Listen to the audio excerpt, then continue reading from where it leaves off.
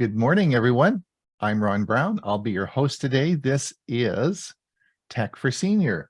It is August 21st, the end of summer almost, and we have a big show for you today.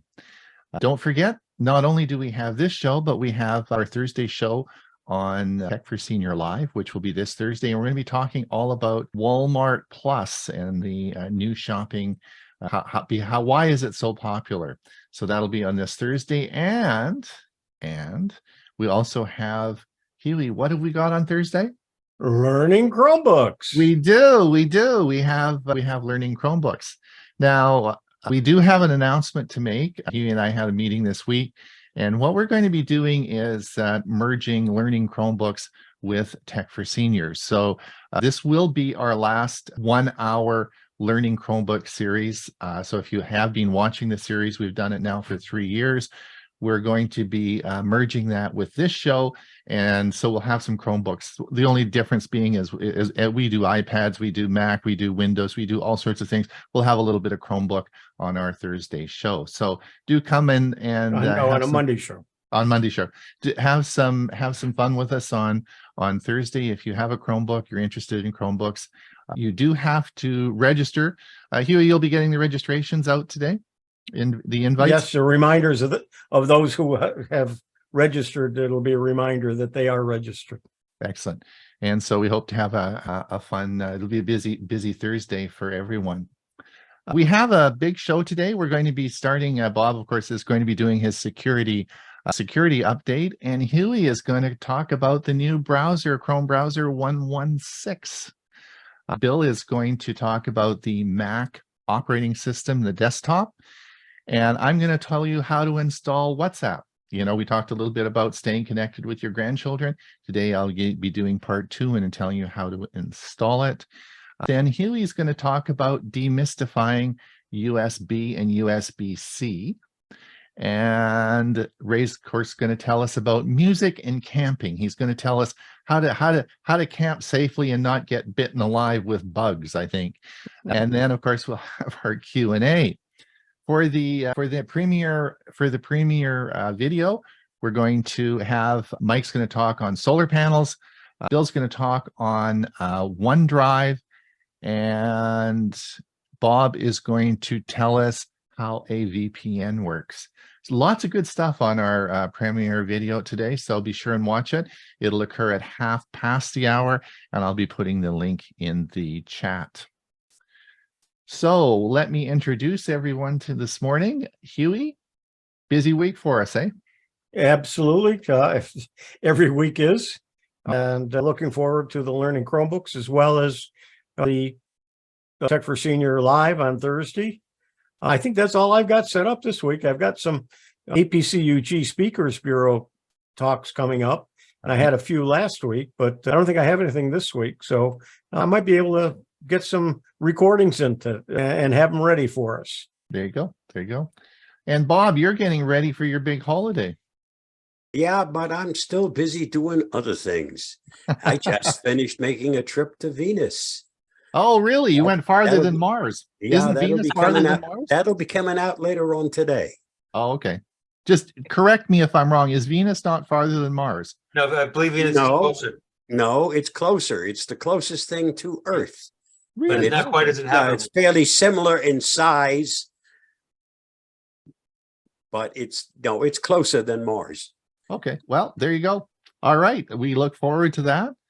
And Bill, Ancestry, you look like you have a lot of your relatives there. What's good? Do you know where all those people come from? Unmute yourself. You're muted. I have no idea, although I have an interest in genealogy a lot, but I think the picture is pretty and interesting, so I just left it. Oh, okay. Yeah. All right, that's good. So you are going to talk on Mac today, not genealogy? I am. I'm going to continue the similarities to Mac to Windows again. Okay. I'm going to talk about the Mac desktop, so I hope folks find that interesting. And are you on your Mac or your Windows? I'm or on what? Mac. You're on Mac, right? Yeah, okay, all right. You're really going with this. It's cool. All right. And Ray, we missed you on Thursday. What tell us how your camping trip went. Well, it was interesting.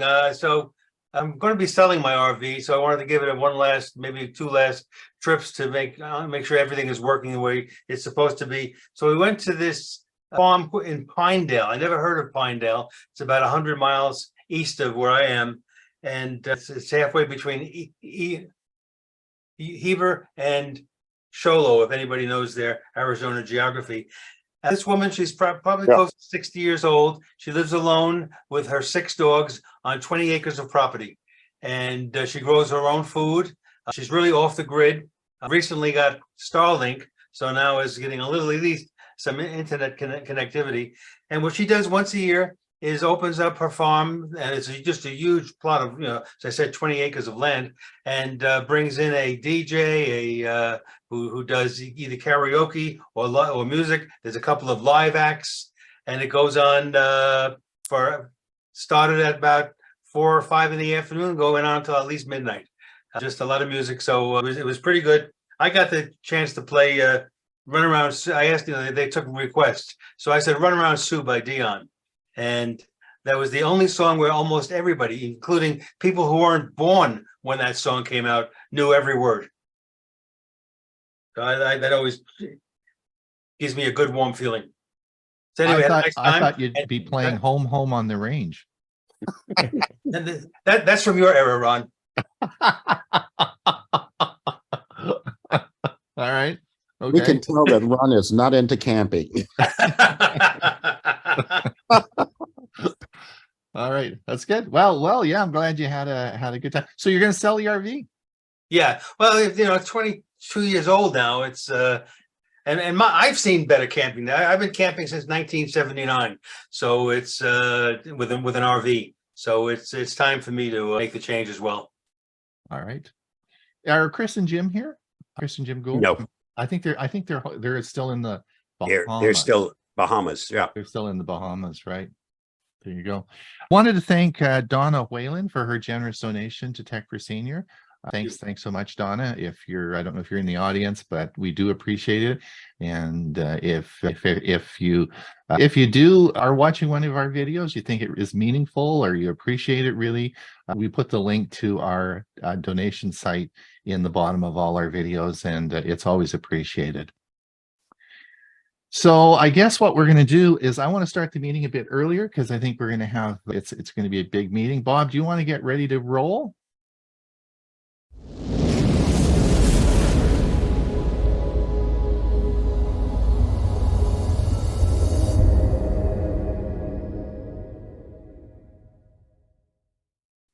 Here is my security news roundup for the week ending August 18th, 2023. Putting users' privacy first, Digital Personal Data Protection Bill passed in India. The bill provides for the processing of digital personal data in a manner that recognizes both the rights of the individuals to protect their personal data and the need to process such personal data for lawful purposes and for matters connected therewith or incidental thereto, the Indian government said. The request for explicit consent from users should be accompanied or preceded by a notice to inform the purpose for which the personal data is proposed to be processed. Personal data refers to any data about an individual who is identifiable by or in relation to such data. Read more at thehackernews.com. TikTok facing fines for violating children's privacy. The European Data Protection Board is expected to fine TikTok for violating the privacy of young children within the next 4 weeks. The European Data Protection Board said a binding decision has been reached over the TikTok's processing of children's data, after the ByteDance-owned app submitted legal objections to an earlier ruling in Ireland, the home of the company's European headquarters. The size of the fine is not yet known, but will surely be in the millions of euros. In the US, TikTok has received a lot of criticism in the last few years as well. Among other things, it's been called an unacceptable security risk by the commissioner of the FCC and was accused of gathering data on people who don't even use the app by a U.S. consumer nonprofit. Read more at malwarebytes.com. White House launches AI Cyber Challenge to identify and fix open source software vulnerabilities. Teams that compete in the AI Cyber Challenge, which the Defense Advanced Research Projects Agency will lead, can win prizes worth up to $18.5 million. The agency has also allocated an additional $7 million in prize money for small businesses that participate. As part of the competition, researchers will use AI technology to fix software vulnerabilities, with a particular focus on open source software. Leading AI companies, Anthropic, Google, Microsoft, and OpenAI, will make their technology available for the challenge, according to the Biden administration. Read more at fedscoop.com. Robots are better at proving they're humans than humans are. If left unchecked, bots can perform these nefarious actions at scale, warn scientists, including those from the University of California, Irvine. For over 2 decades, CAPTCHAs have been deployed as security checks by websites to block potentially harmful bots by presenting puzzles that are supposed to be straightforward for people to solve, but very difficult for computers. Earlier forms of CAPTCHAs, for instance, ask users to transcribe distorted text for an image. But with advances in computer vision and machine learning, bots soon caught up to recognize the text with near-perfect accuracy. Read more at ilfscience.com. Alarming lack of cybersecurity practices on world's most popular websites. Do you love to explore Pinterest or Facebook? The Cyber News research team has deep dived into an issue that's quite often overlooked by developers: HTTP security headers. They've analyzed the top 100 most visited websites, including those mentioned above and other popular sites like PayPal, Wikipedia, and AliExpress, among others. The conclusion? Many developers of the most popular websites could up their security game. Not to give threat actors any ideas, we're not going to point fingers at which websites lacks what, but Cyber News has notified the companies mentioned in the article about our findings. Read more at cybernews.com. Microsoft might be saving your Bing chat conversations. Microsoft might be storing information from your Bing chats. This is probably totally fine as long as you've never chatted about anything you wouldn't want anyone else reading, or if you thought your Bing chat would be deleted, or if you thought you had more privacy than you actually have. In its terms of service, Microsoft updated new AI policies. Introduced on July 30th and going into effect on September 30th, the policy said, as part of providing the AI services, Microsoft will process and store your inputs to the service as well as output from the service for purposes of monitoring for and preventing abusive or harmful uses or outputs of the service. Read more at Mashable.com. Apple will start sending payouts for $500 million Batterygate lawsuit soon. Apple users are finally receiving their $65 payout following a 2018 class action lawsuit claiming Apple intentionally slowed down iPhones in an effort to push consumers to upgrade to a newer phone. The company agreed to pay up to $500 million to resolve the lawsuit in March 2020, but 2 iPhone owners filed an appeal objecting to some terms of the settlement.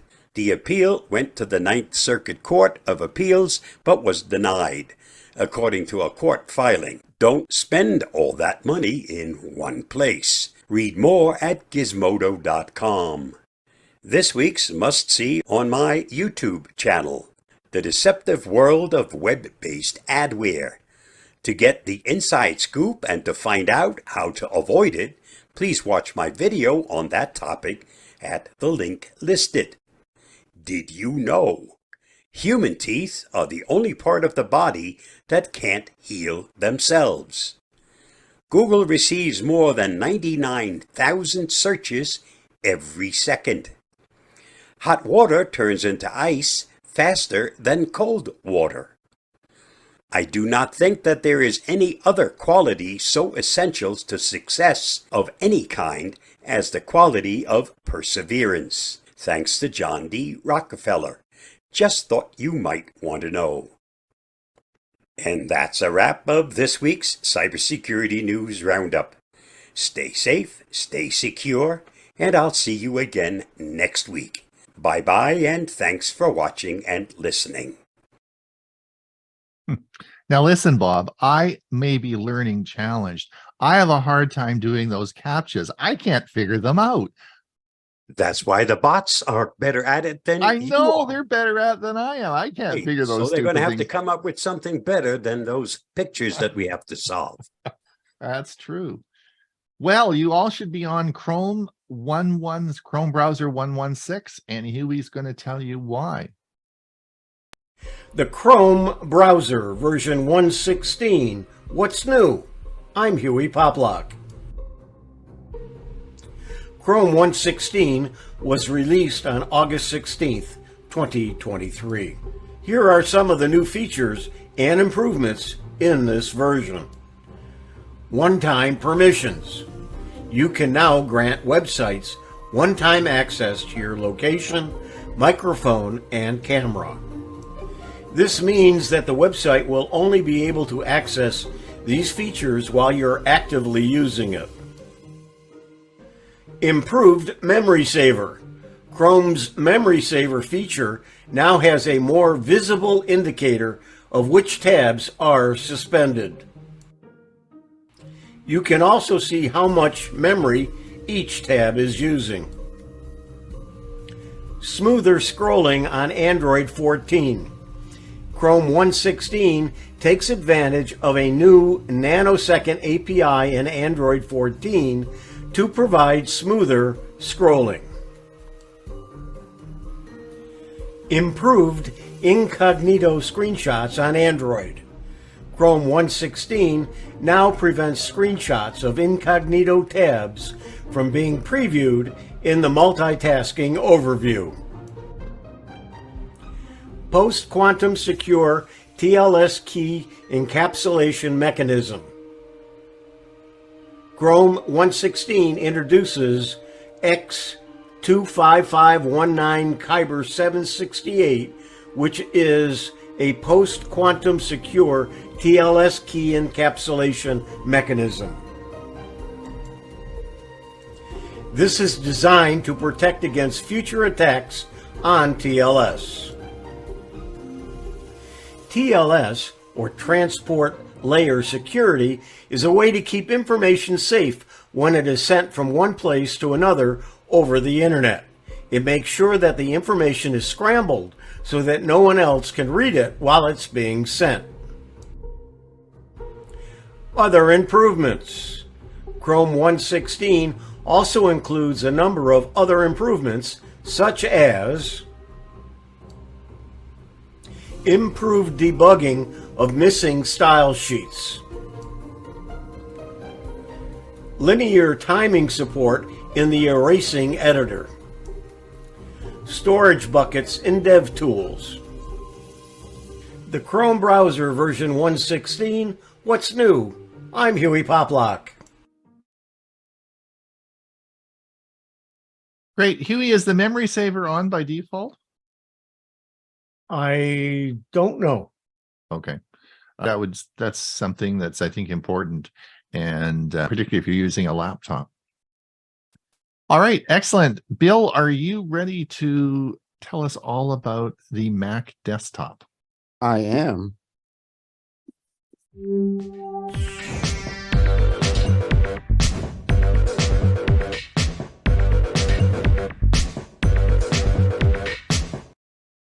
We're going to continue our series on exploring similarity and shared features of the Mac OS and Windows.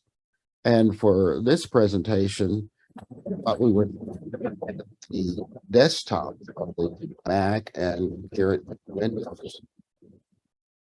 So just a brief overview of the Mac OS is that it is a user-friendly desktop interface that was developed by Apple for its Macintosh computers. And it's known for its user-friendly, intuitive interface and designed to enhance user experience.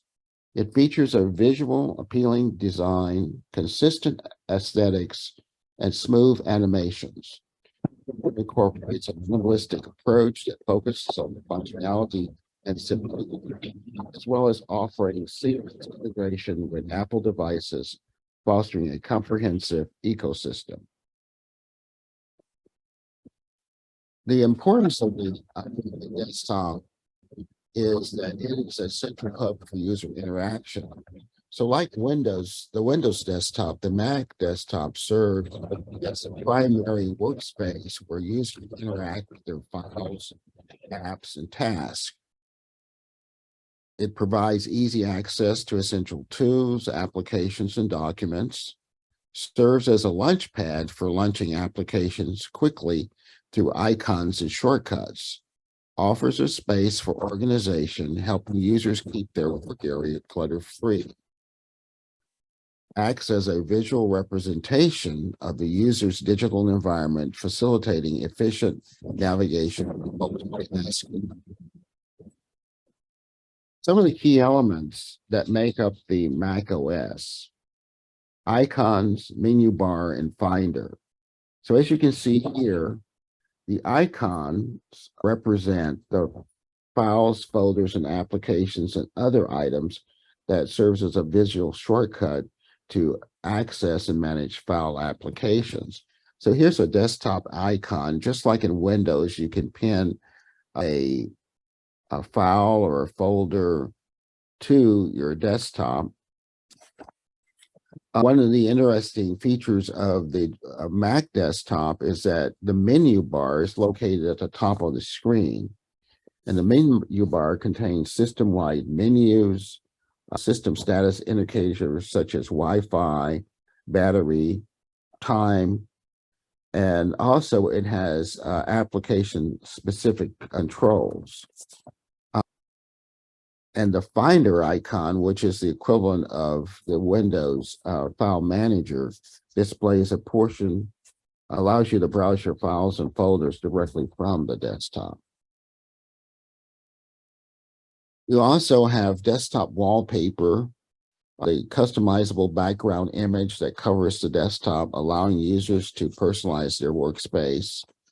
A feature in Mac that's called Stacks, and it allows you to group files by type, date. There's also, as we mentioned, the desktop icons. There's trash, and then there's the desktop menu. You can right-click using a two-finger tap on your trackpad, and you'll get a menu that looks like what you see on the right, and it offers various options for file management and customization. Also, it has a notification center for widgets that appear on the desktop and displaying real-time information such as weather, calendars, events, and more. Files and folders, you can create and store and organize files and folders directly on the desktop for easy access. Application windows, you could open up an application that's visible on the desktop, allowing you to work on multiple tasks simultaneously. And again, widgets, which is similar to the mobile devices that are interactive elements, they can be placed on the desktop to provide quick access to information like weather, news, and calendar events. The dock is a key component of the Mac OS and is similar to the Windows Start menu. And it's a fundamental feature of the Mac designed to enhance accessibility and streamline workflow. It's a graphical toolbar rather than a menu, and it provides quick access to frequently used applications, documents, and system functions. And it's positioned by default at the bottom of the screen, and the dock is easily accessible without obstructing the primary work phase. So here's a picture of that particular, the dock that's on my machine. One thing about it is strategically located, which ensures that you can reach it with minimal effort, promoting efficient multitasking. And it's characterized by its sleek, translucent design, which complements the overall Mac OS aesthetic. And by default, it includes icons for the most commonly used applications like Finder, Safari, Mail, and more. Users can customize the dock by adding or removing icons, tailoring it to their preferences and workflow needs. It has a drag and drop functionality, which allows you to add applications and folders to the dock for quick access. It's dynamic in nature because it includes visual clues such as app icons reflecting running processes with indicator lights, which appear at the bottom of the icon, very similar to the underline that you would find in your Windows apps that's running on your taskbar. A key feature of the dock is its magnification effect, which enlarges icons as a cursor hovers over them, aiding in identification.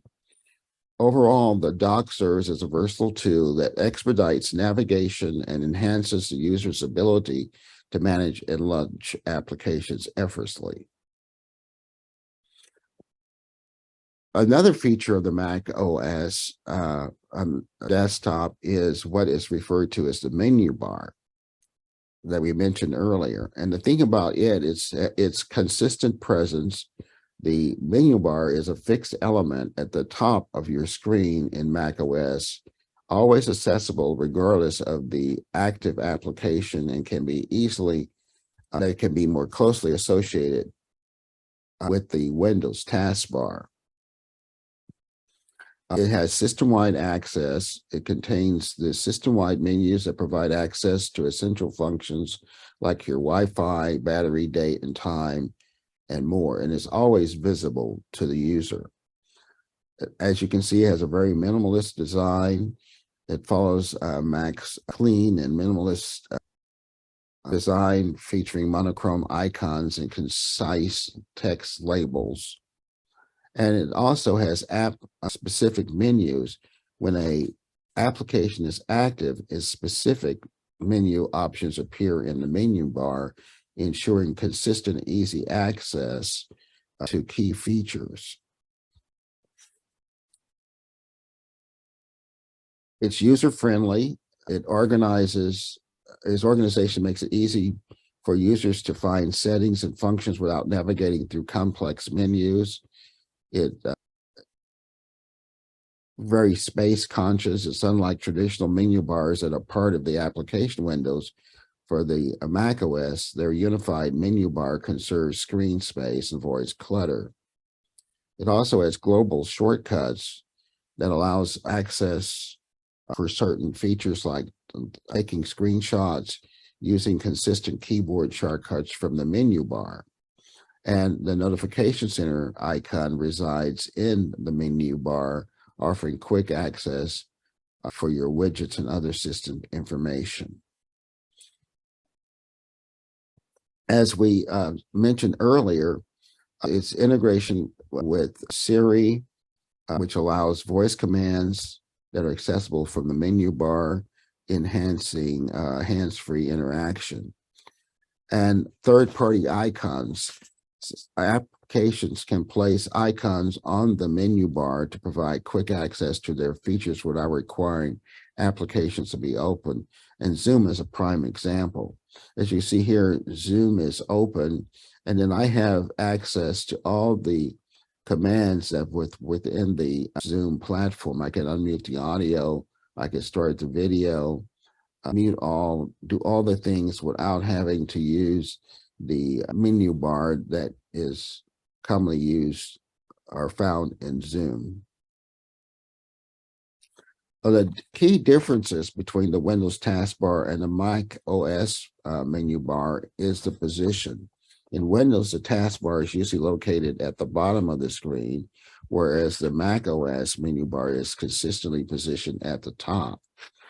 It has contextual menus. Windows traditionally displays application-specific menus within each application window rather than a unified menu bar.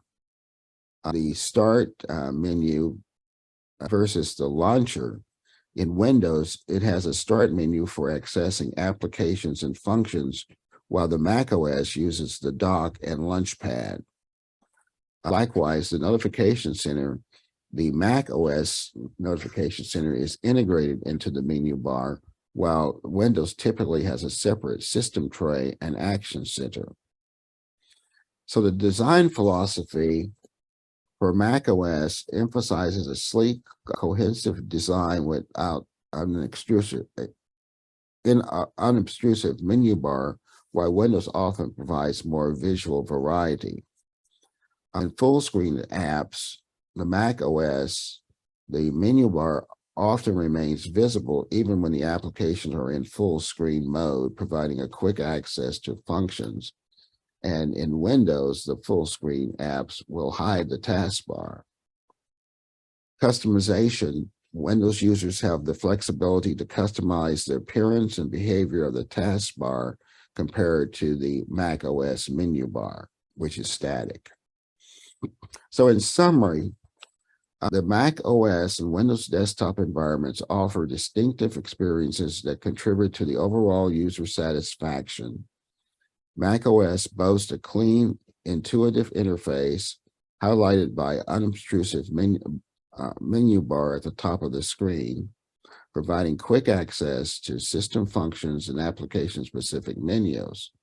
The dock enhances user productivity with its easy-to-reach application and file shortcuts. On the other hand, Windows presents a taskbar at the bottom, featuring a start menu for applications access and task management.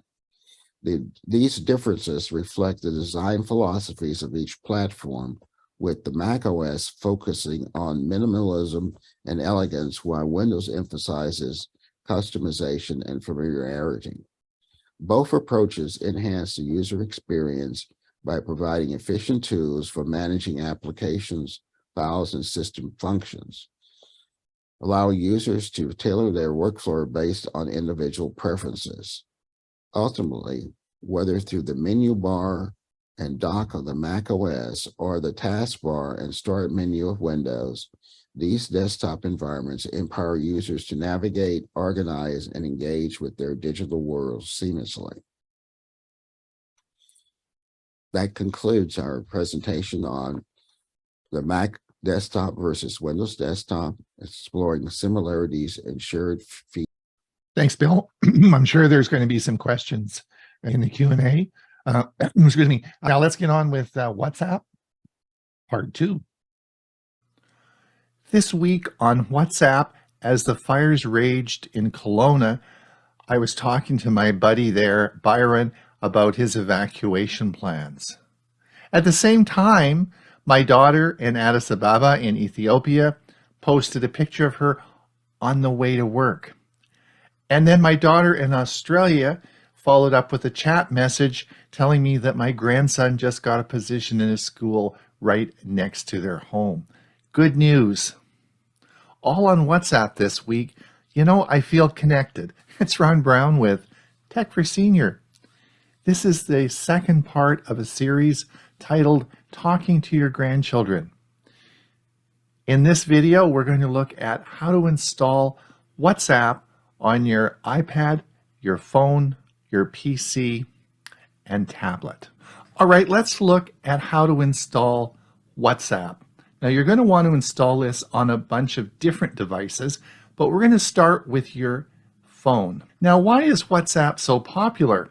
Well, it's free. It's been in the market since about 2009, It has over 2 billion users, which are international users all over the world, as I mentioned in part A. But the unique thing about WhatsApp that you need to understand is that you are identified by your phone number, not by your email address or your name. It's all based on your mobile phone number. So in order to install WhatsApp, you need a mobile phone, a cell phone, and you need a mobile number. If you don't have both of those, you can't use WhatsApp. You should also realize that WhatsApp, not only is it free, but there are no advertisements, and there is end-to-end encryption on all your information, including phone calls, video calls, and chats. So it is a very secure form of communication. Today, I would recommend that you install WhatsApp on your cellular phone first, and I'll explain why as we go along. So head over to Google's Play Store or Apple Store and download the WhatsApp app. Now, please make sure it looks like this because there are many imitations. We don't want you installing some malware, but if you get it from both those sites, you'll be fine. I'll explain in a minute just how you're going to do this on a Windows PC because it's a bit different. So let's get on with that, download it, and we'll show you how to install it. Okay, so you've now downloaded the app. Just click the install button and install the app on your mobile device. Of course, you'll have to agree to the terms of service, and then you'll have to provide your mobile phone number. This will then be confirmed with a text message and a security code that you'll have to enter in, and that links your phone to WhatsApp through that phone number. Now, there will be a number of steps that it automatically goes through, which will generate permission requests on your phone. It'll want to know your location, it'll want to look at your contact list, it'll want access to your camera, and basically I would just agree to all of those because they're all going to be needed to use your app correctly. Now, as it looks through all your contacts, it's going to find any WhatsApp members and put them in your WhatsApp contact list. And remember what I said, you have to have a mobile number associated with the contact in order for it to identify that individual, and then it'll check the WhatsApp database and see if they're there and enter it into your contact list. So you will have to enter some contacts, I'm sure, but it's super easy to manually enter these in. So after you get WhatsApp installed on your phone, you should go on to install it on all the devices you have. You can store it on up to 5 devices on the same account. So I have mine loaded on my Chromebook, my PC, my iPad. All the devices have my WhatsApp account on. Very easy to install. Let's go over to the WhatsApp page, and you'll see here on the home page of WhatsApp, you'll see that there's a download button in the top left-hand corner. Now, I would not recommend using WhatsApp on the web because a lot of the features won't work. It's much better to use the app on your device. But what about Windows? Let's have a look. Let's click the download button there in the top left and see what happens. So here you'll see it says Android, so you go to the Play Store. It's the iOS, you go to the Apple Store.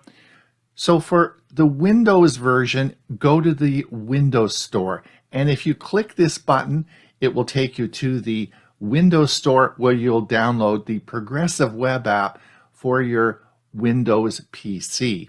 This works perfectly and is very easy to install. So now you should have all these apps installed on your devices. What we want to do is link them to your main account on your phone. So let me show you how to do that now. All right, let's talk about installing WhatsApp on your PC first. Well, it's very simple. You just run the install program and it will install the app onto your computer. When you open it, it's going to give you a QR code, such as you see in the diagram here. What you then do is you open the menu settings up on your phone and you select linked devices and simply scan this QR code. Remember, your phone is the primary holder of this account, so everything gets linked back to your phone. And they make it so simple. You just have to scan the QR code and bingo, it's now synced to your phone. So not only does it link different devices, but it also can link new contacts. So if you meet someone that you want to use WhatsApp with, you can simply show them your QR code, which is in the settings. They open up the scanner and can scan the QR code. You're now linked and can send messages. You can also enter them manually, because remember, it's all related to your phone number, and you can manually enter by the phone number. Now you have to remember, only people who you have contacted and allow into your WhatsApp contact can talk to you. So don't leave your WhatsApp QR code on your website. Don't show it to people or pass it around or put it on Facebook, because it is your link to your account, and you only want people who you want to see you or talk to you in your WhatsApp account. So let's look at the 3 features you're going to use, starting with the phone. In order to have WhatsApp installed, you have to have a mobile phone number. So yes, you can call anyone in the world for free, because your phone number has to be there to be part of the app. For free, anywhere in the world. Well, not quite. It depends on your carrier and also the receiving carrier where you're phoning, if there are any charges. But it could be possible that there would be no charges and you can talk anywhere in the world for free. Now, this is not a new technology. You remember Skype? They use the same sort of thing. But the thing that is important that you understand about WhatsApp is that it is end-to-end encrypted. It is so important when people are calling in different cultures in different countries that this is secure. Along with the phone system, you probably want to video call, and you can video call on WhatsApp anywhere in the world for free. And again, it is end-to-end encrypted, so no one can hear what you're talking about. It is completely confidential. Now, the second thing is texting. Again, you can text anywhere in the world for free. Again, that depends on the SIM card and your plan and the receiving plan, whoever you're calling. But it is possible that this is totally free and you can text anywhere in the world. And again, it is encrypted. So the last part is the chat, which is the really big one that I think most people use all the time. And it's so you can sort of be part of that young group, and you can keep up with everybody. So we have, of course, set up a group chat for our family called the Brown Family Chat, and we are all on there, and it's been great. We were able to chat and keep updated, and it really is a game changer. So again, that is encrypted. It's totally secure.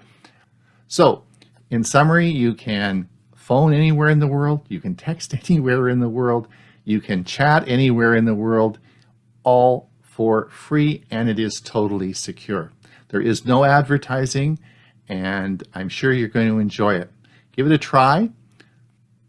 It's Ron Brown with Tech for Senior. Hopefully you've enjoyed this video. Don't forget to like and subscribe, and until we see you again, have a great day. All right, Hewie, are you going to tell us all about USB-C? Demystifying USB and USB-C, I'm Hewie Poplock. My thanks to Encore Data Products. USB versus USB-C, what's the difference?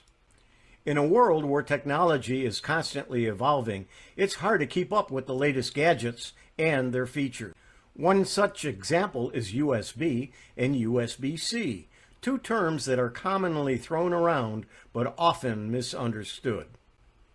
If you're wondering what exactly sets these two apart, or which devices use them, or even what they are, then look no further.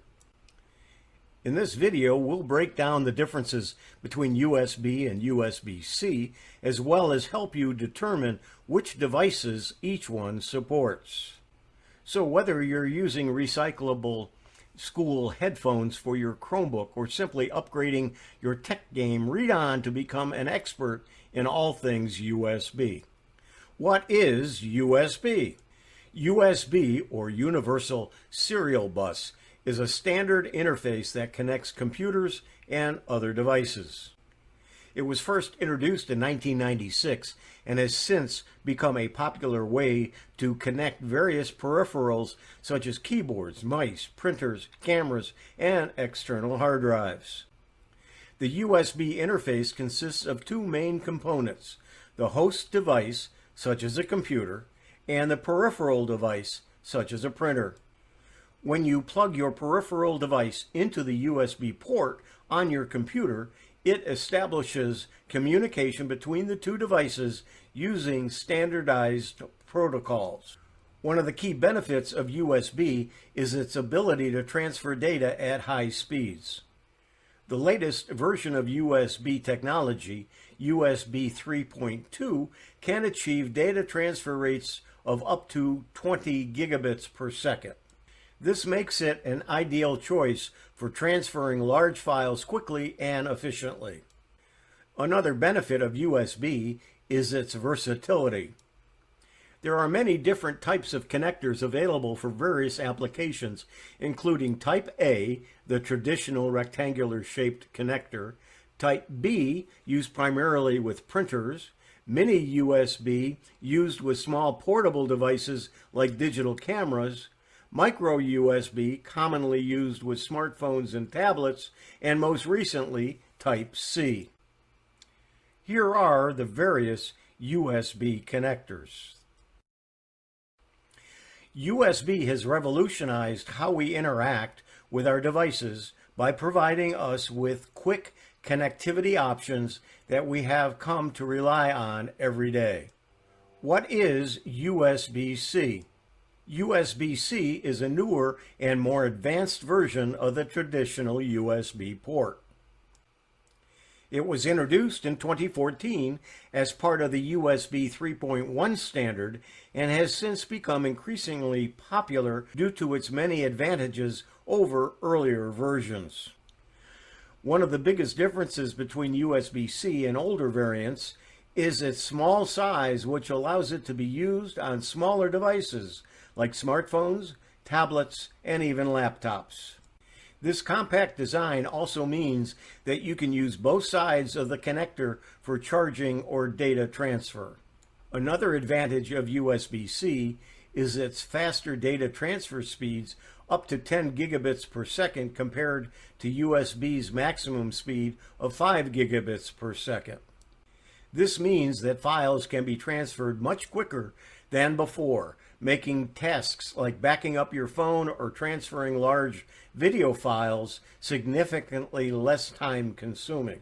Moreover, USB-C ports support alternate modes such as HDMI, DisplayPort, or Thunderbolt, allowing users to connect their Chromebooks with recyclable school headphones easily without any adapters required. With all these benefits combined together into one tiny package, it's no surprise that many modern devices now come equipped with this versatile connector, including USB-C chargers. Which devices use USB? Almost every computer and laptop has at least one USB port, making it the most common connection standard for peripherals such as keyboards, mice, printers, and external hard drives.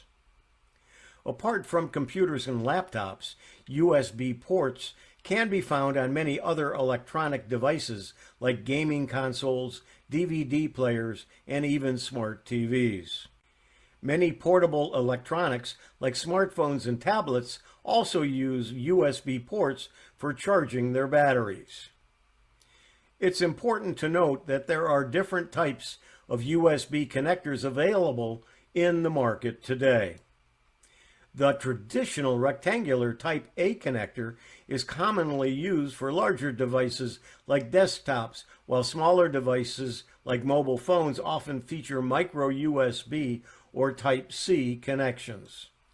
It's safe to say that most modern electronic gadgets support some form of USB connectivity, since they offer an efficient way to transfer data between multiple devices. Which devices use USB-C? USB-C is becoming increasingly popular in modern devices due to its speed and versatility. Many laptops, tablets, and smartphones now come equipped with USB-C ports for charging and data transfers. Apple's MacBook Pro laptops have been using USB-C exclusively since 2016, while other laptop brands like Dell, HP, and Lenovo have also started incorporating USB-C into their models. Additionally, many Chromebooks are now being built with USB-C ports as well. Smartphones such as the Samsung Galaxy series, Google Pixels, and OnePlus and many others feature a USB-C port for charging and transferring data between devices. Some newer tablet models from Microsoft also use USB-C.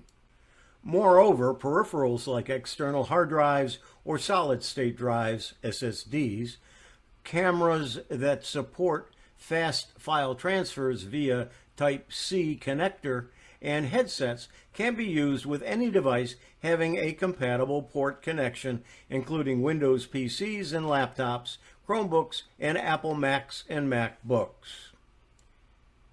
It seems that only older consumer electronics will require an adapter to work with the newer plugs of today's technology, but this transition is seamless once you get your hands on one. Can I use a USB to USB-C adapter for my device? If you're wondering whether you can use a USB to USB-C adapter for your device, the answer is yes and no. It depends on the type of device you have and what kind of connectivity options it supports. If your device only has a USB port and doesn't support any other types of ports or connectors, then using a USB to USB-C adapter won't do anything for you. Your device simply doesn't have the hardware necessary to communicate with devices that use the newer standard. In addition, even if your device does support multiple types of ports or connectors, such as HDMI or Thunderbolt 3, in addition to traditional USB ports, there's still no guarantee that a specific adapter will work correctly with your particular model.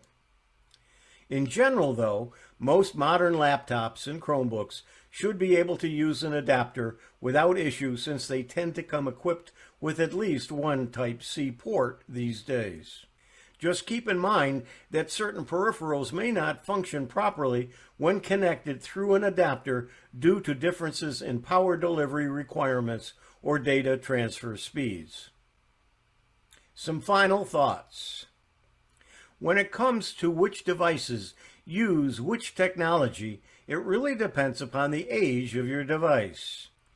Older devices typically have a standard USB port, while newer ones come with a USB-C port or even both. Remember, too, that when purchasing new electronics like recyclable school headphones or Chromebooks for students, consider their long-term sustainability should be an important factor.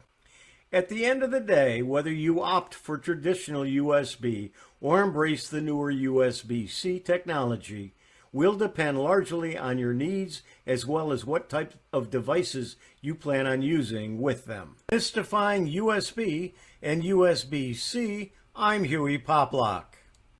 Very interesting. Thanks, Hewie. I'm sure there'll be lots of questions about that in the Q&A. Ray, are you got some toe tapping music for us today? I think we're ready to rock and roll. Let me just say goodbye to everybody over on YouTube. Thanks everyone for coming, and we appreciate you. We'll be back same time, same place next week. Don't forget the premiere video coming up at hour, and don't forget about our Thursday show. I'll see you next week. Thanks, Ray. I'll go ahead and I'll just stop the feed.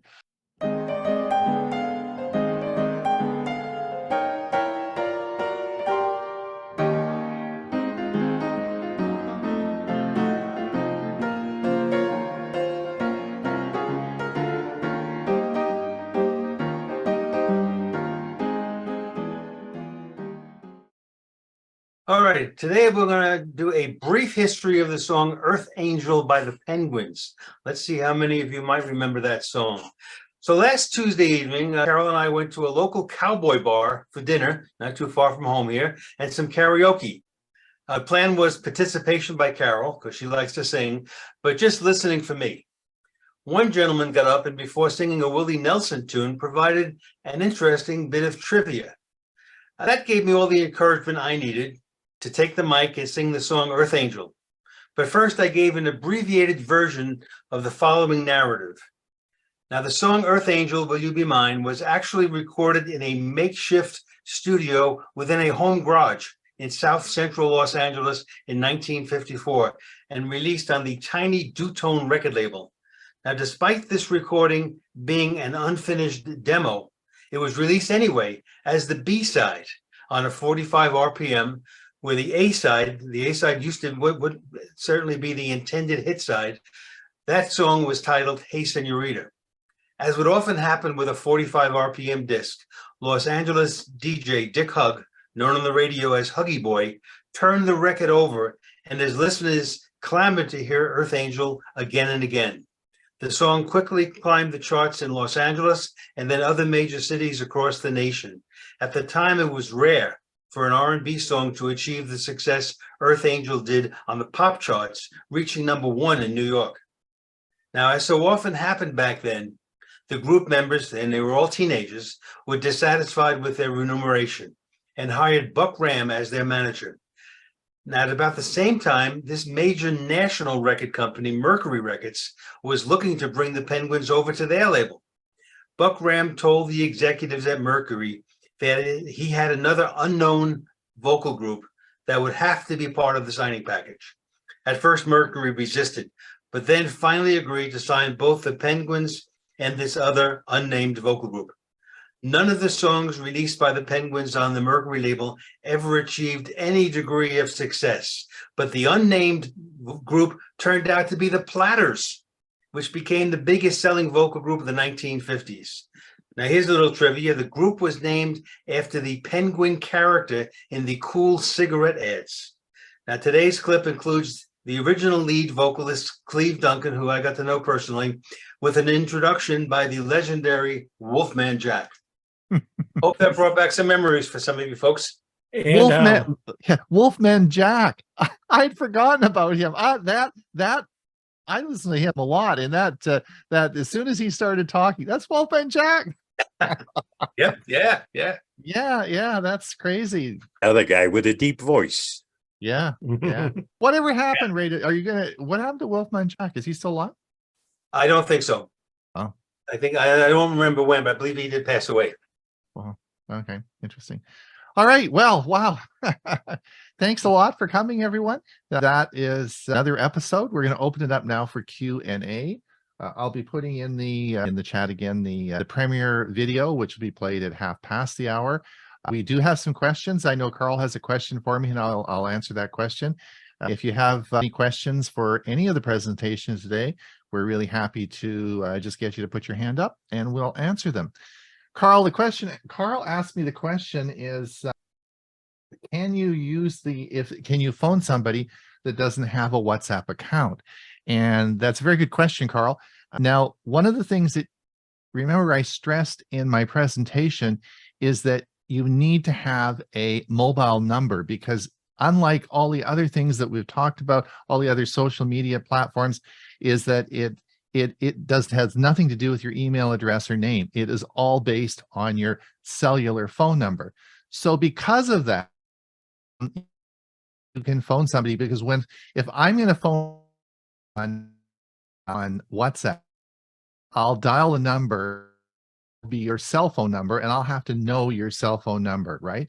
And so it will go in and it's going to call you.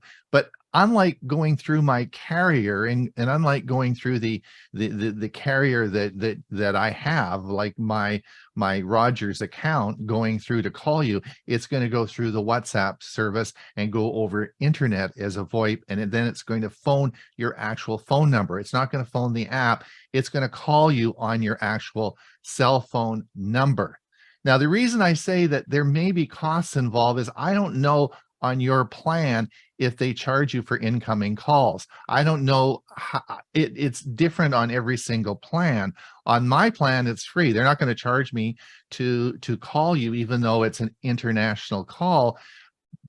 but that's my plan and that's just the way it is. But I'm going to be calling your phone number, not the app. Okay. And that's the same with texting. And that means you can call anywhere in the world for free. And just like we did with Skype, but I'm not calling I'm not calling an app. I'm not calling it. It's going to actually ring on your phone because it has to be linked to an actual cellular mobile phone number. So I hope that Using answers VoIP. that. Yeah. Using VoIP, right? Yeah, it's using VoIP, but not to the app. It's going to actually ring on your phone as a phone number, right? And that's part of it because you have to have a mobile phone number. The other thing that if you remember on the first part and something you said earlier, Bob, about security, I can't remember which app it was, but the success of this and why it's so successful internationally is because a lot of countries, if you're talking, your life could depend on could be a sexual orientation or a religious orientation.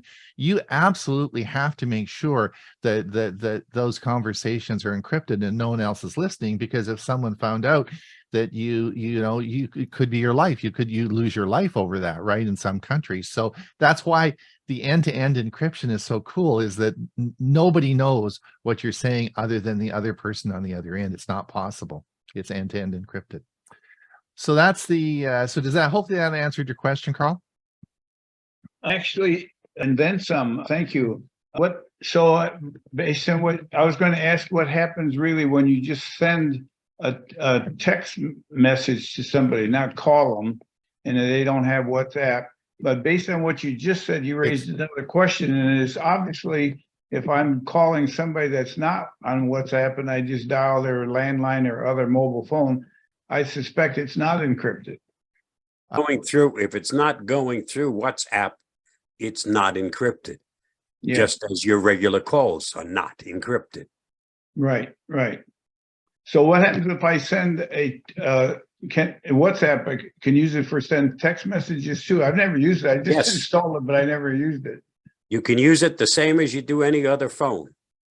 You can text, you can do videos, you can do regular calls. Okay, so it's a digital video app. Yep, you can do it. You can do digital. I showed you that on Today with Byron. I was talking to Byron on I showed you the three methods. I showed you the video with Byron today, and that was when I was talking to him. I showed you the chat function where my daughter sent a picture, and I showed you the text where my other daughter sent me the text. So I can send text only, just like with Messenger? Mm-hmm. Yes. Yep. Okay. The other reason I raised my hand was I wanted to ask Ray, where did Wolfman Jack originated his show? Was he from Chicago or New York, or do you know? I believe he was from Tijuana. He was from Mexico. Back in those days, maybe even today, AM radio, the FCC required AM radio to cut down its power once it started to get dark, because the AM signal would travel much further and it would bounce off the ionosphere and come back. So they had to lower their wattage. Well, Mexico didn't apply to that. So in Tijuana, they had a station. They normally started with the letter X. I think it was XTRA. And they would broadcast at 50,000 watts all night long. So that's where he actually got his start, as far as I know. So Ray, I was in New York State, and I could listen. I don't know whether it was Wolfman Jack, but I remember listening to somebody out of Mexico, XERF, and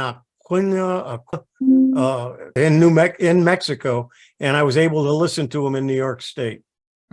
But Ray, he was never a performer, right? He was just a broadcaster. A disc jockey, yep. A disc jockey, okay. Dorothy, go ahead. He was born in Brooklyn. You said you could install it on a Chromebook as well?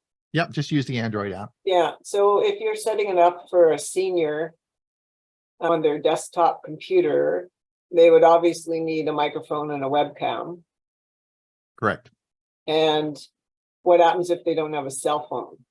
They have to, well, you have to, in order to use WhatsApp, you must have a cell phone. But you must have I linked my cell phone to that device. Yes. And yes. I'm in Mexico, would we be able to call? Yes. Mm-hmm. Okay, perfect. Yeah, Thanks. it's not a problem. Yep. So, but you must have it. You must have a mobile mobile number, because that's how they identify you, not by your Yeah. name. We don't know Yeah, who Dorothy he is. does, he's 91, but he never turns it on, so. Right. Well, now the other thing you have to remember is you could link it to, if you had a cell phone number and your husband had a PC, then you could link you could link the account to be the same, right? So it could link back to your number, which is not a problem. Okay, thanks. Stu, go ahead. I created a group on WhatsApp and now I want to delete it. How do I do that? Can't seem to find any delete button for the group.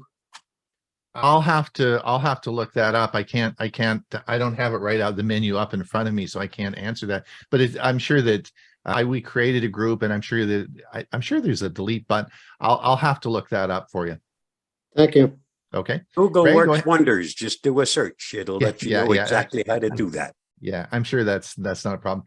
Ray, go ahead. I just wanted to comment positively on Hewie's presentation on USB-C. And one thing that really needs to be addressed, and it hasn't yet, there's a variety of different speeds based on the quality of the cable. Right. And I think what I'd like to see is like here's one I have that's a cable, and there's nothing written on it. So I have no idea what those speeds are. So I'd like to see legislation passed that requires companies producing the cables to actually have written on them the quality and what speed they can achieve. The more expensive cables do have designations on them for speed. Cheapies do not. Then you can assume what they don't, yeah. But the real big problem, Ray, that I have is they don't all transfer data. Some charge, some transfer data, and you can't tell. And so when I go to and I got my webcam or my GoPro and I'm going around doing videos and I come back and I want to put them onto my computer, if I choose, I got a whole stack of these cables. If I choose the wrong cable, it won't connect, right? And there's, like you say, they're not labeled. Can't we have a power and data cable that's red and a power only that's yellow, or like help us figure this out? Or just print the information actually on the cable in white lettering or black lettering. That to me is the answer. Right. And how But many? that would only be the maximum, because some plugs that you plug it into won't be capable of the speed that the cable is capable of. Right. But how many support calls would GoPro get? Like people say, it won't connect, it won't work, it won't connect, right? And all you're doing is choosing the wrong cable, right? It's just crazy. So Betty, go ahead. Yes, thanks. I'm going to change the subject just a little bit. I'm thinking of using Marketplace to sell some things. And I've had people ask, do you take Venmo, Zelle, and PayPal? Can you tell me which one's most secure? Probably Bob will know. For me, it's PayPal. Because PayPal means you're not actually identifying yourself. It's going through their service, and you're never actually part of that transaction. Okay, thanks. Anybody else?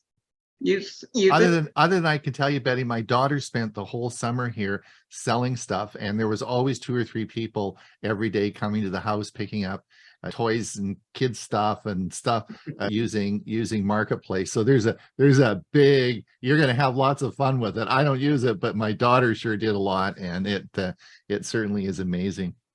I advertised some things on Marketplace, and it turned out that the people who responded, some of them were not even local. You've got to be careful of that. And the local sheriff's department has in their parking lot what they call a safe zone. And there's a couple of others in the area where it's better than having them come to your home, that you meet there and make the exchange. So no matter how you're going to do it financially, you make the exchange in a public place where you're safe. Thank you. And I think Venmo's fine. I think that's perfectly okay to use. In APCUG, we started my recommendation in our annual dues renewal using Zelle about 3 years ago. And I know it's gotten a little bit of bad press here and there, but it's worked fine for us. And I think Venmo is also part of PayPal. Correct. True. Helen, go ahead. Unmute yourself. My question goes back to your presentation. You know, I don't know how to do a scan. I mean, I understand the basics, but I don't really, I've never done it. Can you, Sure. can Well, you it's in the, provide that? it's actually, you don't have to worry about that, Helen. It's built into the app. Okay, so you'll go into settings and there'll be a scan feature there. Just click on the scan feature and your phone will turn into a scanner and just scan the QR code. It's right, it's Okay. built into the app. Okay, let's go a little further. On the TV, it says, just scan this for something totally different. I think, I'm not sure how to set my phone up so it'll scan. Do I turn it on to the phone or to the photo and just take a picture of it? I've never Yes. done it. Most Well, of them so- automatically, when you turn on the camera, it'll recognize it as a QR code, And and scan it. it will then, when you snap the picture, it will then connect with the QR code connection. Okay. Helen, what camera what phone do you have? Galaxy 5. The Galaxy 5. I don't know about Samsung, but because I have a Yeah. Pixel and a Google, and so it somewhat depends on the phone. It depends on if there's I would assume most phones have the automatic scanning app, or there'll be a scan feature on your phone. So just Google that and you'll find that. Okay. But like Hewie said, Google Lens does it as well. If you have Google Lens there, it'll scan it, or Samsung, I'm sure, has a scanning app there, and you just hold it up and the phone will scan the QR code for you. And Helen, it I'll will bet show there's you a then, YouTube. it will then I'm show you the thinking link that QR code leads to. Yeah, but Yeah. Helen, Okay. I'm thinking that your phone is an older phone, so it doesn't have the latest version of No. Android, so it may not do any of those things that Ron talked about. So I'm back to, how do I do this? Well, Google Lens, you could put Google Lens on there and Well, on she the- has a Galaxy 5. That's a really, is that really an old one? yeah. Well, Yeah, Google, the Galaxy 5 is a pretty old phone, but Ron is right. If you you can install Google Lens on the thing and it'll read the QR code. Yeah, and the keyword is not scan, it's read a QR code. Even though they say scan, it's not really a scanner. So you don't want to look for a scanning program. You want to look for a QR reader. Okay. and I'll check on YouTube. sure. And also, speaking of YouTube, it happens all the time. If I buy something on YouTube, a video series I want to watch or something, they're always getting me to scan something on YouTube, a QR code, scan it on my phone, and it links into my Google account, and it all just magically works. Then the video starts, right? So we use it all. I mean, it seems like more and more you need to scan that QR code. Yeah, I'm seeing it a lot, and I know Yeah. I'm thinking I need to learn how to do this. Thank you. Okay, Carl, or sorry, All right. hold on. Oh. Yeah, Carl. Oh. Yeah, I think that was Helen. Yeah, Carl, go ahead. Yeah, I'm gonna do a plug for your Premier Edition. I have a question. You're going to talk about OneDrive. I have a friend who doesn't use it, and she does work for a small business for her grandson. Is this Premier Edition going to show you how to, I want her to watch it, but if she can't watch it today, number one, can she watch it later, the same link? Number two, is it going to basically help her understand how to use and set up YouTube? And number three, can the files on OneDrive be encrypted? The answer was first a bunch of different questions there.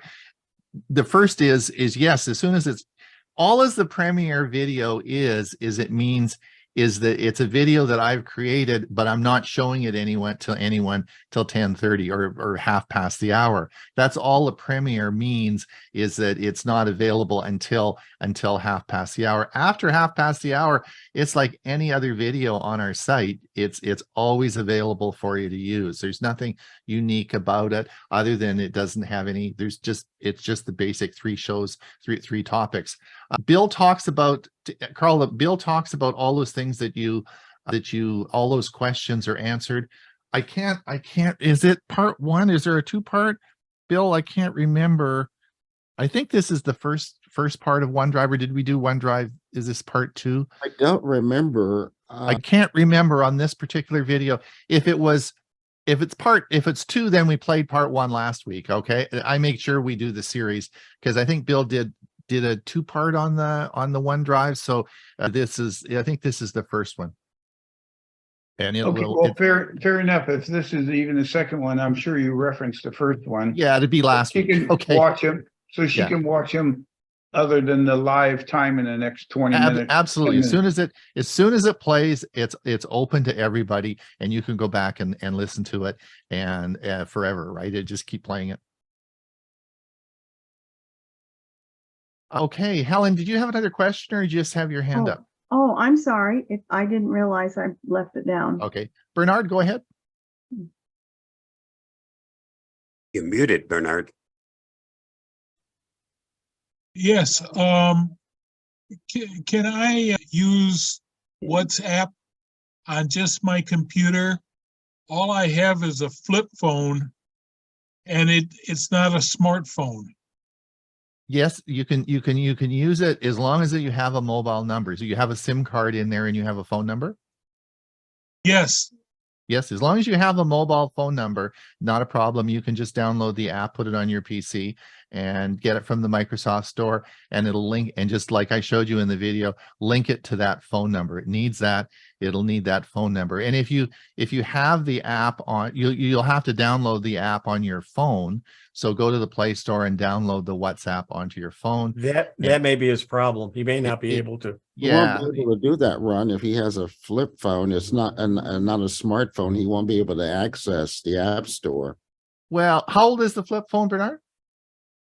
I got it 2 years ago. Oh, it's a flip phone, but it's still a smartphone. I don't think there is such a thing as a non-smartphone. Have you been to the Play Store? Can you go to the Play Store, Bernard?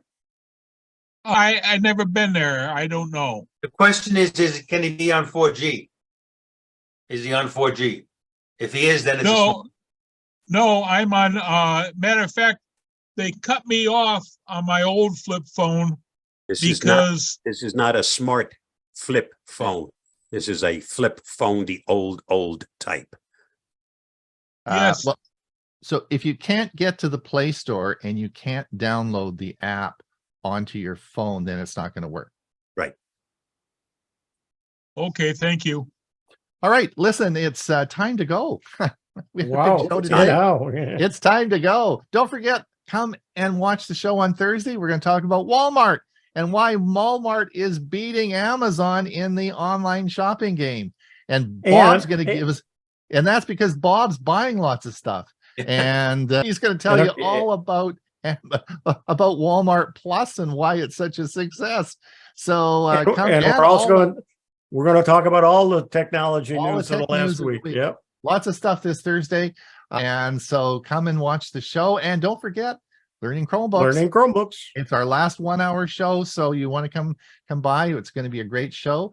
And Huey's going to get the invitations out today. Yep. So we'll see everyone either this Thursday or next Monday. Bye now. Bye, everybody.